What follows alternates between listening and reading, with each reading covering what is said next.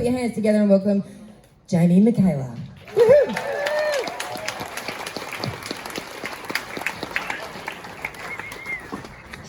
Bonjour. Bonjour, comment ça va? Je m'appelle Jamie Mykaela. I can't speak French. It's got nothing to do with my story. Shut up, Jamie. Hi, guys. My name's Jamie Mykaela. Hi, Jamie. Hi, Jamie. Good, you're all obedient. Perfect.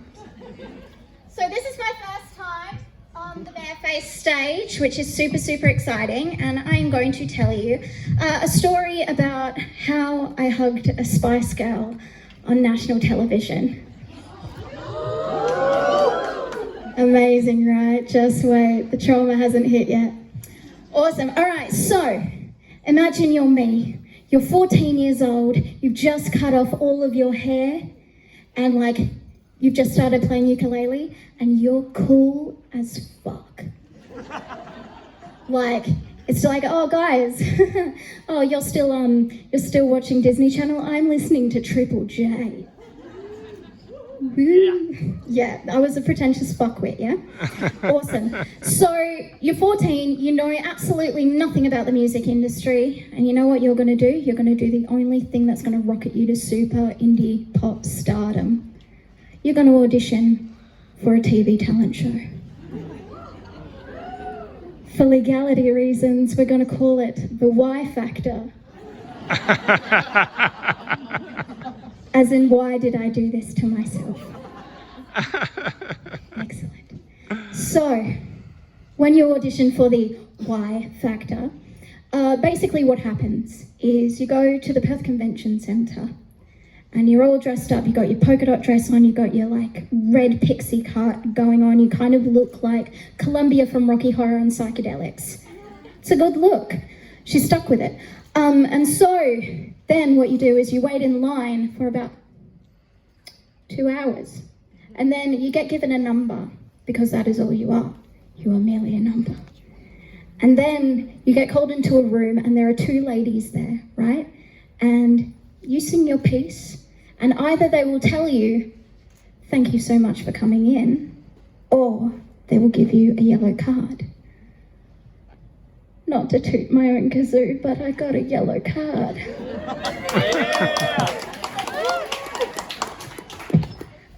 So when you're given a yellow card, you get to go into another line for 2 hours. There are no seats. You're there with your mum. All she wants to do is sit down. And she's having a time, but this is her daughter's potential stardom waiting, right? So when you're in this line, there are these people and they have these clipboards, right? And I think the official title of them is tear-mongering wankers. And so what they do is they will drill you. They will ask you all of these like personal questions, and if you can't answer them, they will turn to your looking stunned as a mullet mother and ask her, how is she doing at school? Is she being bullied? What sob story can we dig out of you? Yum, yum, yum, yum, yum, yum, yum. And at the time I was being bullied relentlessly at school, I wonder why. I was so cool. And so they got their sob story, and then I went into another room and I sang my piece to one woman and a camera. This lady is the casting agent. And basically what happens is that she tells you, thank you so much for coming in. If you've been successful, we will contact you within a month. So it was a month and nobody rang. And I was like, oh God, all of my journey to fame has just been completely snatched away from me by this one woman. How very dare she? And then my phone rang the next day. And you can probably guess what happens next. I got flown to Sydney, baby! Yeah! I got flown to Sydney to perform at the Sydney Entertainment Centre. And the day after I performed at the Sydney Entertainment Centre, Prince was performing. No fucking biggie, you guys. No fucking biggie whatsoever, right? Cool. So, You get flown to Sydney, you're 14, you've got no idea what the fuck is going on, but you know that you're gonna be famous. And that's all that matters. You're gonna be the gateway drug to indie pop for the entirety of Australia. It's gonna be great. You're going to be royalty. This is how you get your Triple J plays. So, there are 5,000 people. 5,000, that's no biggie. And 4 celebrities who are going to dictate whether you go on to do anything. And so these celebrities were, and I will name them in order as they were sitting. It was Ronan Keating from Boyzone. Wait, I have my qualms and quibbles. There was Natalie Bassingthwaite from the Rogue Traders. Wait. There was Guy Sebastian. Fucking sick. And then sitting on the far seat, the goddess herself, Scary Spice. Oh my god! Holy shit, you guys. This is fucking cool. And so, you've been rehearsing with your track. You get the choice of 2 tracks and you get to pick them. And for my first track, I decided I'd sing Settle Down by Kimbra. Very good song. And if you are familiar, it has an a cappella starting. And so with the track that they gave me, I put a drum beat into when I started singing. And my second track, being the camp theatre kid that I am, was I Could Have Danced All Night from My Fair Lady. I could have spread my wings on 1,000 things. Excellent. So, it was my turn to go on stage in front of 5,000 people. And I basically got pushed out. And you know how it looks like your family is sitting side of stage watching you perform? They're not. They're about a K away behind the stage watching these big screens. They are nowhere near you. I was freshly 14 and I was terrified. Should have called children's helpline. I feel like that's a yes. And so I got pushed out on stage, 5,000 people, and I had my polka dot dress on. I had my Columbia hair. I looked sick. I looked great. Red pout. Everything was going swell. And so they started talking to me and they're like, oh, how old are you? Who's your favourite artist? When you get asked by Ronan Keating who is your favourite artist in front of 5,000 people and you want to be popular, you do not say Amanda Palmer. That is not the correct answer. They did not know who that was. This was before she started exploiting artists. She's shady, she's right. So the drum beat that I mentioned in my song went off while they were still talking to me, and they kept on talking to me, and they kept on talking to me, and then it was my turn to sing, and I couldn't keep up. And I choked in front of 5,000 people and millions of Australians. And obviously what you do in that situation is you break down and you start crying and you start crying. And when you're a crying 14-year-old who's never been on a stage that big before, the response from Ronan Keating from Boyzone with the incredibly inappropriate, he opened with, "What are you on, love?" Correct. What drugs could I possibly be on as a 14-year-old that would mean that I'm that shit? The answer is none. The fluoxetine came later. And so, mainly after this. And so, Natalie Bassingthwaite didn't say much. She kind of scoffed at me. And then there was Scary Spice. She was my saving grace in this incredible shit heap of a situation. And she said, "You stuffed up. That's okay. It happens. But unfortunately, we can only go by what we've seen today. And what we've seen today wasn't good enough.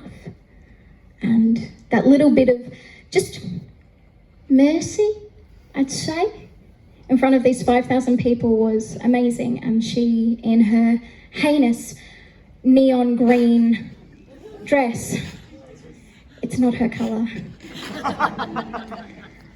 came onto the stage and gave me a big cuddle while I kind of nestled into her shoulder with a completely pale face, even paler than you see today. And knowing that this was going to be broadcast to millions of Australians killed me, and it made me so anxious for the years to come. And it meant that with the months that I had to wait before it was broadcast, I knew that they could do whatever they wanted with that footage. And it ended up being that they did show me choking on television. And it meant that I had to change schools because I got relentlessly bullied again. But the upside is it got my arse into gear. And it now means that I've been playing ukulele for almost 10 years. It means that I don't want to be a goddamn indie pop artist anymore. It means that I am now a comedy cabaret artist. That means if I make you laugh, that's the comedy. If I don't, that's the cabaret. I can get away with anything. And it means that Channel 7 and their entire X Factor corporation can go fuck themselves.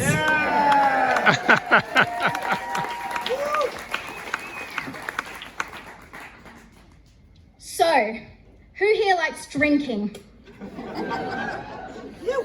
Who here likes punk music?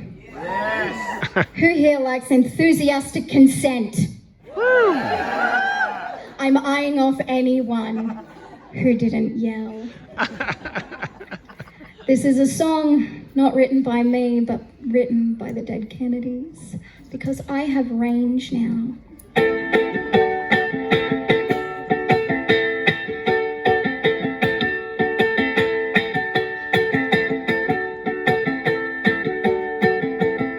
Went to a party, I danced all night, I drank 16 beers and started up a fight.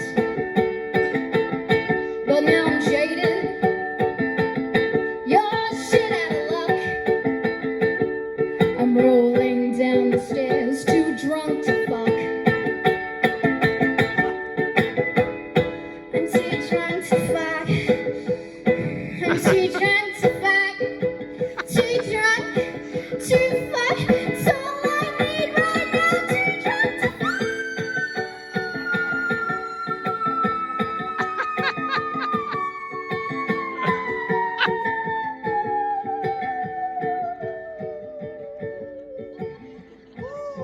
I was not made for Channel 7.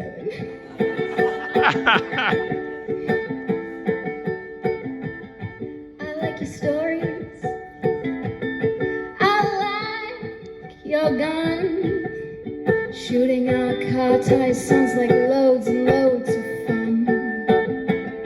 But in my room, wish you were dead. You bawl like the baby in a razor head. I like highlights. I'm too drunk to fuck. I'm too drunk to fuck. Too drunk to fuck. It's all I need right now.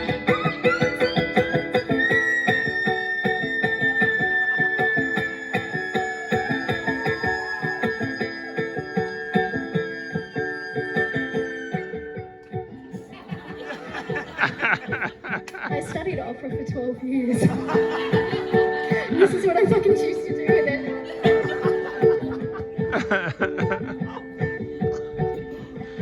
I'm about to drop. My head's a mess. Your only salvation is I'll never see you again. You give me head, it makes it worse. Take out your fucking retainer, put it in your purse. I'm too drunk to fuck. I'm too drunk to fuck. Too drunk.